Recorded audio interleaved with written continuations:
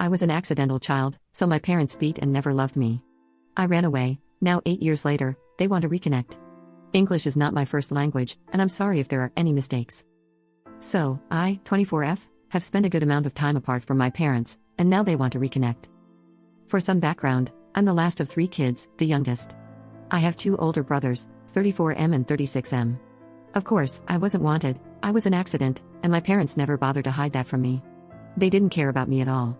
Ever since I can remember, they would hit me for any minimal mistake or throw things at me. They never showed me love, didn't attend any events, and never bothered to help me with school homework. I had to wash my clothes since I was around 8 and cook my own food. At first, I would look at other families and wonder why mine wasn't like that. Until I realized that it was, but I just wasn't included. When I was 12, I realized I had to leave. I found my first job, working 3 hours a day delivering newspapers, and I began to save that money to buy the things I really needed. When I was 14, I found a better job, one at a small grocery store that paid more for 4 hours, but I didn't quit my newspaper job. I was busy pretty much all day. My friends were the only ones who knew about this. I didn't have love from my family, but I considered them my family. At this point, my parents stopped caring at all about me. I didn't even exchange glances with them, and I spent my time at friends' houses, my job, or in the basement. I managed to save up quite some money. I bought a few things I needed, like a used smartphone and a used laptop. I explained my plan to my friends, and well, when I was 16, they even gave me some money, and they told me to text or call them every day. I had to break up with my first boyfriend, I had to leave my friends behind. I still had a year left of high school, and I didn't have much money, but I still ran away. I admit, I stole some food from my parents' house, and I ended up in a small town in the cheapest apartment I could find. I got a job and tried to survive, but I knew I couldn't stay there for long. I was a minor, and people would start looking for me. A few months later, I ended up leaving that town too. I was 17 by that point, and I knew that once I turned 18, I'd be free forever from them. Same thing, I arrived in another town, got another job, and once I turned 18, I decided to finish high school.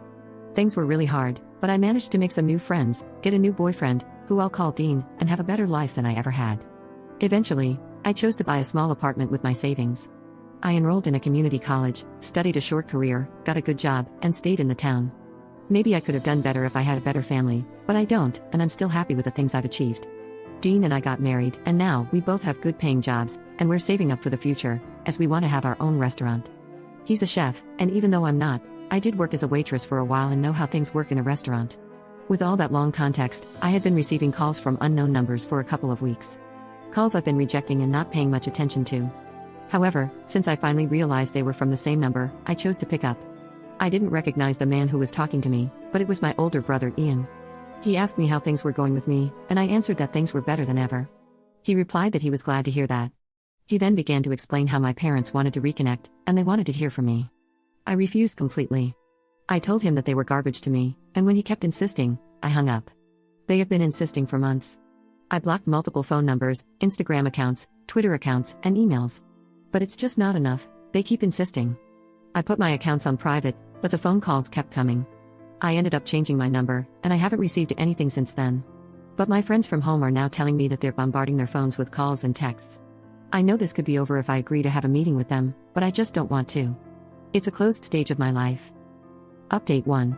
Well, a lot happened a week after I posted here. I ended up calling my older brother, Ian, and I agreed to a meeting with him at a restaurant in my town. I went with my husband, Dean, and my best friend, Anna. To my surprise, he didn't bring the parents. We talked, and he asked why I didn't want to meet my parents. After he insisted, I ended up confessing everything. He apologized for not being able to do anything about it since he was away and didn't think my parents would do something like that.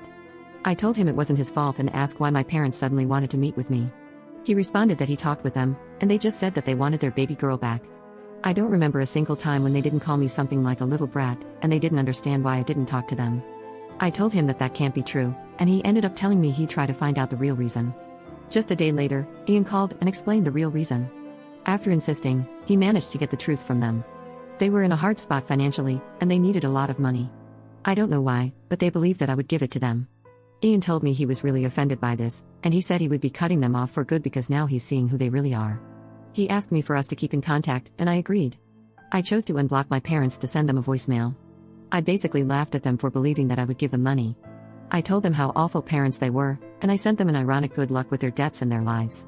I advised them not to mess things up with the only kid they have left, and that they will probably grow old alone and everyone will find out how awful they are. I blocked them again, and all I know is that they listened to it, and they were really angry.